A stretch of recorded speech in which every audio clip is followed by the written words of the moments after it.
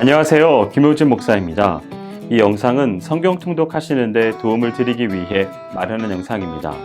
통독을 하면서 익숙하지 않은 배경과 내용들로 인해 어려움을 겪는 성도분들이 조금이나마 도움이 될까 싶어 마련한 것인데요.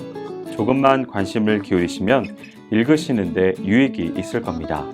그럼 오늘 읽을 부분에 대한 안내를 해드리겠습니다.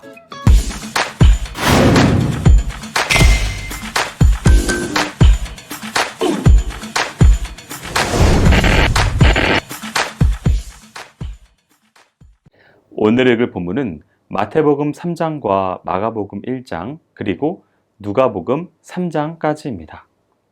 마태복음 3장은 30세로 성장하신 예수님이 본격적으로 메시아로서의 구속사역을 개시하기 전에 앞서 일어난 몇 가지 사건을 기록하고 있습니다. 1절에서 12절은 침례 요한이 메시아의 사역을 준비하는 단락입니다.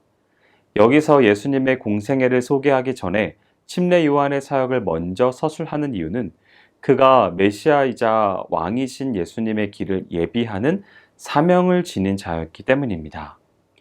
따라서 본문에 나타난 회개하라 천국이 가까웠느니라고 하는 말은 침례 요한의 메시지 역시 이제 곧 예수님의 사역과 더불어 시작될 하나님 나라의 도래를 선포하기 위한 것입니다. 한편 여기서는 침례 요한의 출생 과정을 자세히 소개하고 있는 누가복음과는 달리 관련 언급이 없습니다. 이는 두 복음서가 서로 다른 대상을 위해서 기록되었기 때문입니다. 이방인들을 대상으로 기록된 누가복음의 경우에는 예수님의 초기 사역과 불가분 관계에 있는 침례 요한의 사역을 설명하기 위해 그의 독특한 출생 과정을 소개할 필요가 있었지만 유대인들을 대상으로 기록된 마태복음의 경우에는 침례 요한의 존재가 유대 사회에 이미 잘 알려져 있었기 때문에 불필요한 언급을 생략한 채 곧바로 그의 사역에 대해서만 소개하고 있는 것입니다. 13절에서 17절은 침례 요한과 예수님의 만남을 서술하고 특별히 요한이 예수님에게 침례를 베푸는 장면이 나옵니다. 이렇게 하여 요한은 메시아의 길을 예비하기 위해 태어난 자신의 사명을 성공적으로 마무리하고 사람들의 이목 밖으로 점점 사라져갑니다. 반면에 예수님께서는 그로부터 침례를 받으심으로써 본격적인 공생애를 시작하고 온 인류를 향한 구속사역의 첫 발을 내딛게 되셨습니다. 죄가 없으신 예수님이 침례를 받으신 것은 하나님의 의를 온전히 이루고자 한 절차였습니다. 즉, 예수님은 죄인들을 구속하시기 위하여 인간의 육신을 입기까지 낮아지셨고 이제는 침례를 받으심으로 자신과 회개의 침례를 받아야 할 죄인들을 동질화시켜 그들을 대신해 율법의 저주를 홀로 감당하사 우리의 죄를 대속하시고자 하신 것입니다. 한편 예수님은 요한으로부터 침례를 받으시고 물에서 올라오시자 하나님의 성령이 비둘기같이 내려와 그 위에 임했습니다. 뿐만 아니라 하늘로부터 이는 내 사랑하는 아들이요 내 기뻐하는 자라는 소리가 들려왔습니다. 이는 하나님께서 예수를 메시아로 직접 인정하셨음을 의미합니다. 마가복음 1장은 예수님의 초기 사역을 중심으로 한 내용이 등장합니다. 다른 복음서들이 서론의 많은 지면을 할애한 것과는 달리 본서는 1절에서만 다루고 곧바로 본론으로 들어갑니다. 1절에서 8절은 침례 요한의 사역에 대해 언급하는 단락입니다. 여기서는 다른 복음서들과는 달리 예수님의 탄생 기사나 족보를 생략한 채 단도직입적으로 침례 요한의 사역에 대해 언급하고 있습니다. 뿐만 아니라 침례 요한의 사역에 있어서도 다른 복음서에 기록되어 있는 바리새인과 사두개인 그리고 세리와 군병에 대한 접촉의 기록은 생략하고 그의 메시지가 메시아의 출현을 예고하는 것이었다는 사실만을 밝히고 있습니다. 그 이유는 본서의 기록 대상이 로마 교회의 성도들이고 또한 그들이 예수 사역의 준비자인 침례 요한의 사역보다는 예수 그리스도의 자체에 대해 더 관심을 가지고 있었기 때문입니다.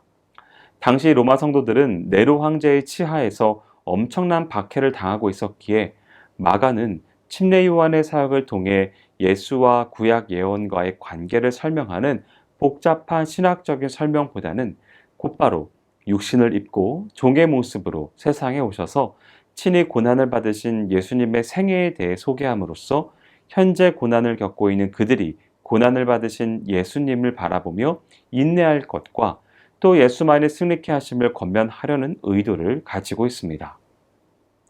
9절에서 13절은 예수님께서 침례 요한으로부터 침례를 받으신 사건과 광야에서 사단으로부터 시험을 당하신 사건에 대해 언급하므로 자연스럽게 예수님을 전면에 부각시키고 있습니다. 다른 복음서들에서는 아주 상세히 서술되고 있는 예수님의 공생의 준비 과정이 본서에는 침례를 받으신 후 기도하신 사실이나 바리새인에 대한 책망 및 시험의 과정이 생략된 채 지극히 간략하게 소개하는데, 이는 가급적 예수님이 공생의 사역에 초점을 맞추기 위한 목적입니다. 14절에서 20절은 공생의 시작과 관련한 내용이 담겨 있습니다. 이 단락부터 9장까지 갈릴리 전도 사역을 다루고 있습니다. 실제로는 갈릴리 사역 이전에 예수님께서 유다 지방에 먼저 사역하신 기록이 있지만 마가는 그것을 생략하였습니다. 이는 마가가 예수께서 당시에 유대 사회에서 천대받던 갈릴리 지방에서 주로 사역하셨을 뿐만 아니라 친히 갈릴리 나사렛 사람이라고 손가락질을 당하시기조차 하셨던 예수님의 생애에 초점을 맞춤으로써 하나님의 아들이신 예수님께서 종의 형체를 가지고 이 땅에 오셔서 친히 고난을 받으셨다는 사실을 강조하는 것입니다. 한편 예수님의 초기 갈릴리 사역에는 베드로를 위시한 4명의 제자를 부르신 사건이 포함되는데, 종으로 오신 예수님께서는 자신과 더불어 하나님 나라의 확장을 위해 봉사할 일꾼으로 갈릴리 해변의 미천한 어부들을 일부러 택하셨습니다. 21절에서 28절은 가버나움 회당에서 귀신 들린 자를 치유하신 사건이 첫 이적을 베푼 사건으로 소개되고 있습니다. 이 사건은 예수님께서 안식일에 가버나움의 회당에서 사람들을 가르치시고 더러운 귀신 들린 사람을 고쳐주신 사건에 대해 언급하고 있는데, 이는 자신들의 가르침에 권위를 부여하기 위해 저명한 랍비들의 말을 자주 인용하던 유대교 지도자들의 능력 없는 가르침과는 달리 예수님께서는 전혀 그와 같은 방법을 사용하지 않았으며, 다만 참된 권위의 원천인 주님 자신의 말씀으로 사람들을 가르치시고 귀신을 쫓아내셨음을 보여줍니다. 29절에서 45절은 마가복음에서의 첫 순회전도와 여러 곳에서 하나님 나라의 복음을 힘차게 증거하심과 아울러 각종 치유의 이적들을 행하신 예수님의 사역을 소개하고 있습니다. 그러므로 본문에 나타난 사건들을 통하여 우리는 예수님이야말로 모든 인간들의 육신적인 질병과 영적인 질병을 동시에 치유하실 수 있는 유일한 분이라는 사실을 발견하게 됩니다. 한편 본문의 내용은 베드로의 장모를 열병에서 고치신 것과 각종 병자들과 귀신자들을 고치신 것, 그리고 예수님의 기도 생활과 전도, 문둥병자를 고치심 등으로 구분될 수 있습니다.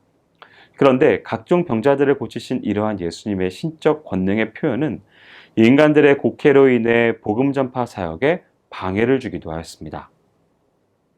누가복음 3장은 예수님께서 공생애를 계시하기 직전에 침례 요한을 통하여 스스로 준비하신 사실을 보도하는 일련의 기사들입니다.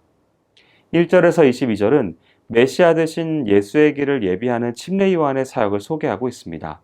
본문은 침례 요한의 사역의 역사적인 배경과 시작, 회개의 선포 및 침례, 그리스도됨의 증거와 투옥 사건 등으로 구성되어 있습니다.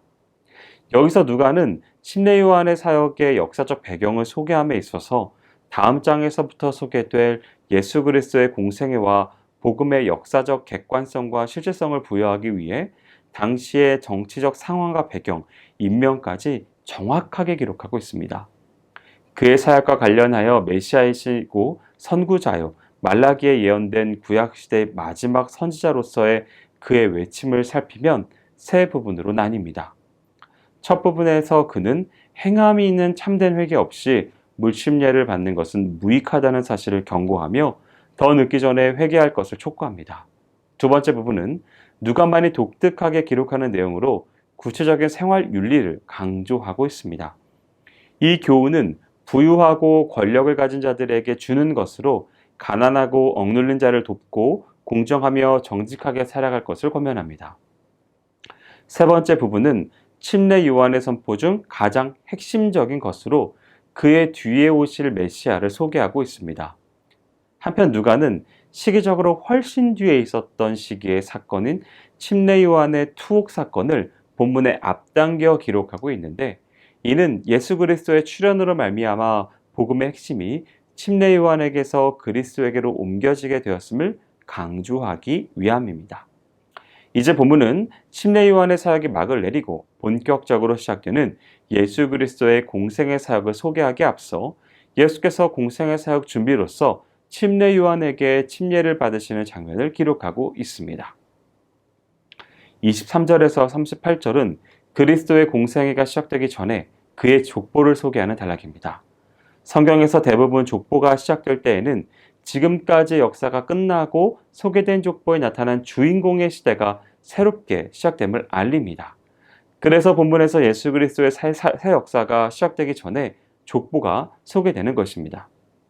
여기서 등장하는 족보는 마태복음의 족보와는 차이를 보이는데요. 누가는 예수님으로부터 시작해서 인류의 시조인 아담과 창조주 하나님에게로 올라가는 형태로 족보를 기술하였고, 마리아의 족보를 사용하여 기록하였다는 특징을 갖고 있습니다. 여기까지 마태복음 3장과 마가복음 1장 그리고 누가복음 3장까지 성경 통독을 하실 때 도움이 될 만한 내용을 전해드렸습니다.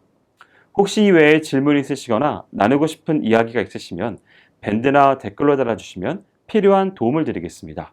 그럼 내일 다시 만나도록 하겠습니다. 통독 화이팅 하세요.